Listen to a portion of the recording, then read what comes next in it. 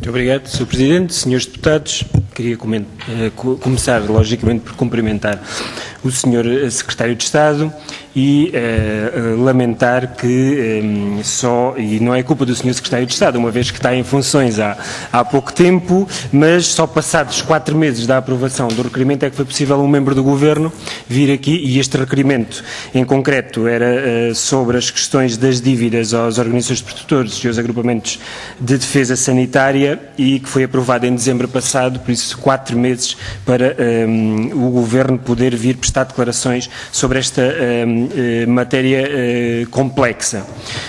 Na altura, o que propunhamos tinha a ver com a audição sobre o financiamento dos programas e medidas veterinárias de 2013, a demora dos pagamentos dos ensaios, a recusa de pagar ensaios, atrasos no pagamento de serviços e o estado atual da saúde animal em Portugal.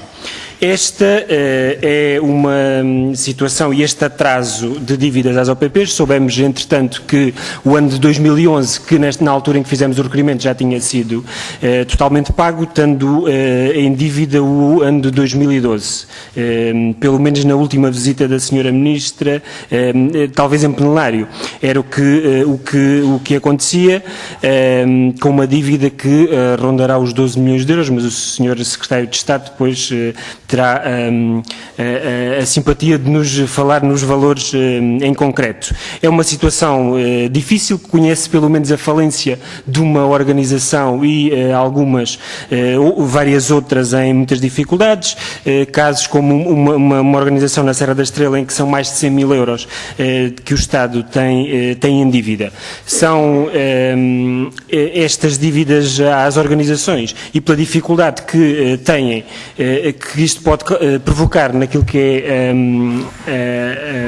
o cumprimento dos planos sanitários, coloca problemas económicos, quer ao nível da produção, da transformação, da comercialização, mas também perante a possibilidade de um grave problema sanitário, a possibilidade de um embargo aos nossos produtos e problemas com a exportação. Para além disso, podemos ter problemas de saúde pública associados.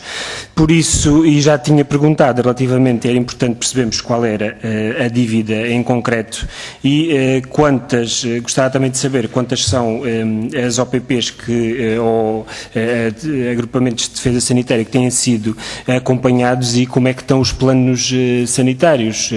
Nesse procedimento em concreto do financiamento, quantas têm planos aprovados para este ano.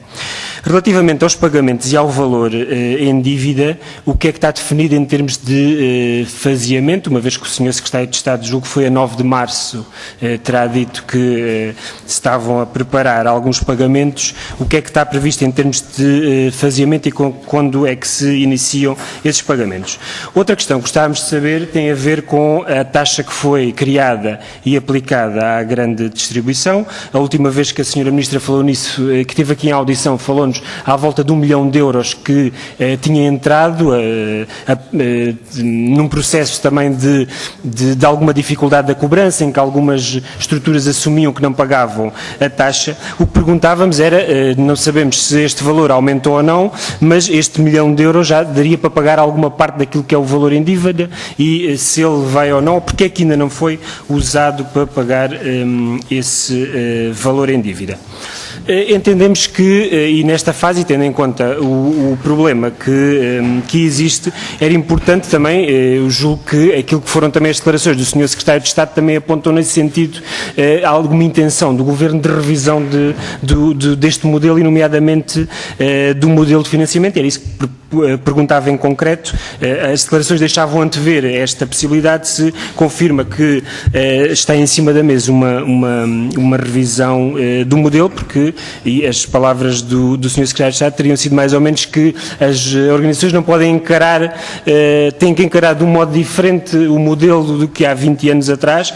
O que julgamos é que não podemos esquecer que estas organizações cumprem também um papel e uma função que é do Estado, e no qual o Estado também delegou, há uns anos esta parte, talvez a partir da década de 80, delegou nelas a realização destas tarefas, e por isso lhe paga para realizar. Por isso perguntámos também o que é que significa este novo modelo, se isto implica um pagamento adicional das organizações, uma vez que elas já suportam, julgo que serão cerca de 50% daquilo que são os custos, se terão que passar a suportar mais neste novo modelo, e se este novo modelo é já para ser aplicado relativamente aos pagamentos de 2013, uma vez que julgo que não será com efeitos retroativos para o pagamento de 2012 no modelo económico de financiamento que for definido.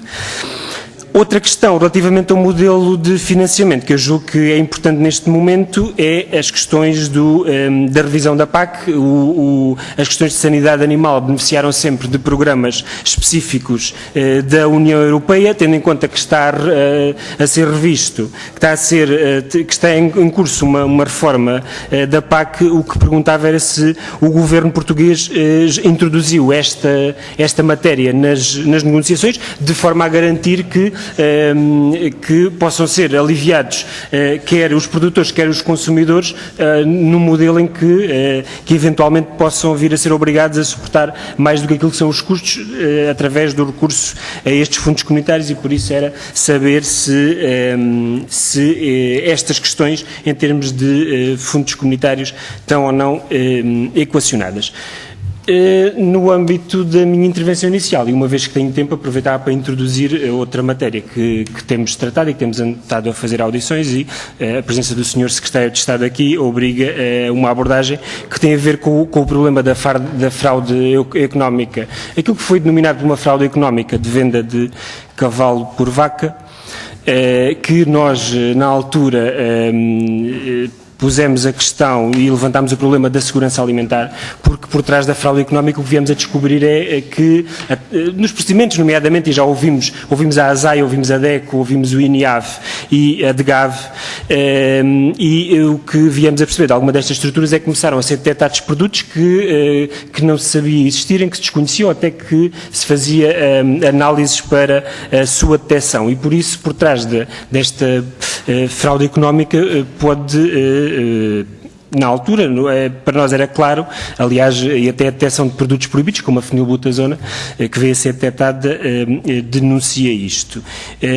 O que perguntávamos, e tendo em conta que este problema começou em fevereiro, houve logo declarações do Ministério da Economia e do Ministério da Agricultura a dizer que o problema não era conhecido. Mas mais tarde o Sr. Inspetor-Geral da ASAI, a 9 e a 14 de fevereiro, os Ministérios da Economia e da Agricultura disseram que não havia problemas, e depois a 22 de fevereiro o Inspetor-Geral da ASAI diz que afinal há 15 dias atrás já tínhamos detectado alguma coisa. Por isso há aqui uma negação inicial do problema. Não sei se o Sr. Secretário de Estado a consegue, ou nos pode ou não, explicar porque é que ela tenha acontecido. Outra questão que era importante perceber era se este problema está resolvido a nível da União Europeia, porque há aqui uma falência. Percebemos que há animais que vêm da Roménia e produtos são processados no Luxemburgo e vendidos a partir de França e chegam a Portugal. Mas ainda acho que foi no final da semana passada, que vinham mais umas notícias a público sobre alimentos do IKEA, que afinal nos produtos que deviam ter alce também tinham porco. Acho que era alce. Era um animal pouco comum aqui para as nossas... também tinha um porco, e por isso, a nível da União Europeia, do espaço europeu, ainda está a falhar, continua a falhar o sistema, porque é aquilo que parece, depois de as coisas terem acalmado um bocadinho. Em Portugal, o que nós percebemos das audições é que nesta matéria, e a matéria de segurança alimentar, andávamos um bocadinho atrás dos problemas. Foi aquilo que nos foi mais ou menos dito.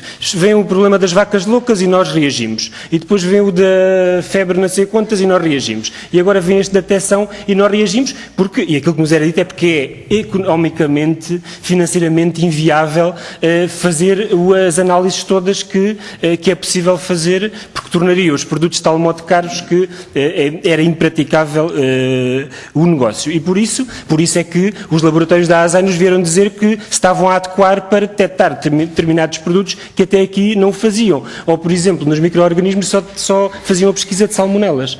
Se é assim, se corresponde à verdade, a esta percepção com que fiquei daquilo que foram as audições, se andamos atrás, ou se temos alguma... de forma e que mecanismos é que temos em termos de previsão, nos sobrepormos aos problemas e de nos colocarmos à frente deles, no sentido de que estas quebras de confiança dos produtores, aliás, tivemos o exemplo, quando foi da doença das vacas loucas, o exemplo do que isto pode ter, os efeitos que pode ter efeitos em termos económicos, e por isso, em termos de Estado e de laboratórios, temos que estar, e termino, Sr. Presidente, temos que estar capacitados para dar respostas, mas esse é outro problema, e termino com esta pergunta, que é a resposta dos laboratórios de Estado, porque o que percebemos aqui com o INIAV era que têm muitas dificuldades, nomeadamente as dificuldades que têm em termos de recursos humanos, não só em termos de organização, mas em termos de recursos humanos e de capital de conhecimento que vai saindo e que não é reposto nos laboratórios. Foi isso que nos foi dito e era importante também ter uma palavra do Sr. Secretário de Estado sobre essa matéria. Muito obrigado, Sr. Presidente. Sr. Presidente, começava por responder ao cumprimento inicial do Sr. Secretário de Estado, dizendo que nada me move contra o currículo do professor Dr. Nuno Vieira e Brito, nem contra a sua pessoa. A única coisa que pretendia saber era que fosse clarificado porque é que o Diretor-Geral da Alimentação e Veterinária tomou posse à pressa para só exercer durante um dia, e isso não foi clarificado. O Ministério só disse porque é que não foi, mas nunca disse porque é que o foi. Depois, Sr. Secretário de Estado, o Sr. Secretário já disse uma coisa importante, que era relativamente às vendas de proximidade, que era facilitar os pequenos produtores. Eu gostava que falasse com o Ministro das Finanças sobre esta matéria, porque precisamente os pequenos produtores estão hoje debaixo por causa de alterações no Orçamento de Estado, e por isso era importante, e se há essa sensibilidade no Ministério, a salvaguarda era importante na conversa com o Ministro das Finanças. Relativamente às questões da sanidade, é curioso que se diga aqui que fizeram um trabalho excelente e depois se paga esse trabalho excelente com dívidas. E que acarretam dificuldades de funcionamento. O modelo de financiamento que o Sr.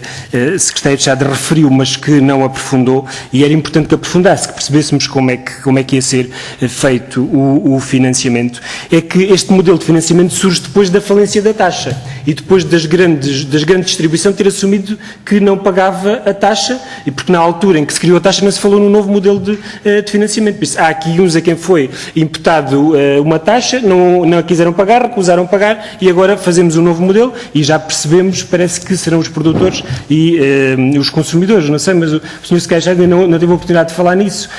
Se percebêssemos como é que ia ser financiado era importante, até porque, por aquilo que são as receitas previstas, a taxa de segurança alimentar, 11 a 12 milhões de euros, que é basicamente, julgo que o custo anual, por isso podíamos estar a falar que só com a questão da sanidade podíamos estar a falar do Estado se retirar deste pagamento, do Estado deixar de financiar. E por isso era importante, Sr. Secretário de Estado, não nos quer dizer quando é que será pago, não percebemos que no órgão de soberania não nos possa dizer quando é que serão feitos os pagamentos, diga-nos ao menos quais são os valores que vão ser pagos, quanto é que está disponível para ser pago às organizações, e se há problemas sanitários acrescidos relacionados com as dificuldades financeiras destas OPPs. Relativamente à reforma da PAC, não referiu se estava a ser tratada ou não a inclusão das questões da sanidade para o próximo quadro comunitário. Em termos das questões de fraude económica / segurança alimentar, o que podemos depreender daquilo que foi aqui dito, o Sr. Secretário de Estado há de confirmar, é que estas falhas são normais, tendo em conta que aparecem sempre coisas que não estávamos à espera e problemas, disse-nos que, ou vai-nos dizer que estão garantidas as condições de segurança alimentar, não há qualquer problema a esse nível em Portugal. Isso é o que é fundamental em termos dos consumidores. Colocava uma outra questão que surgiu paralelamente durante este processo, que foi a questão da rastreabilidade do cavalo. É que percebemos que os cavalos que entram para a alimentação humana não têm um sistema de identificação como têm, por exemplo, os bovinos. E até neste processo chegou-nos uma queixa de uma senhora a quem foram roubados os cavalos e que depois soube, por via do processo junto da GNR, que tinham entrado no matadouro com um registro que alguém fez, e isto é preocupante, não é? Que não haja uma identificação normal, porque quem leva o matadouro pode ter dito tudo e mais alguma coisa coisa que não correspondesse à verdade, porque não conhecia até os animais e se há intervenção, se há intenção de intervir a este nível. Permita-me só terminar, Sr. Presidente, relativamente ao INIAV e às dificuldades dos laboratórios, fez-se aqui a referência que nos foi dita em audição da dificuldade dos investigadores, o Sr. Secretário de Estado não referiu isso, mas isto é tão importante, eu só falava aqui noutro assunto que é paralelo, mas para justificar a importância disto. É que foi noticiado há pouco tempo, até no IVV, Instituto das Vinhas e do Vinho, num boletim de 4 de abril, que poderia haver problemas com o penconazol e a limitação à importação dos vinhos portugueses por parte dos portugueses, até foi com vinhos ingleses, por parte dos Estados Unidos. E a garantia que é feita, e o IVV reproduz aquilo que são os resultados dos estudos laboratoriais da entidade que vende o produto.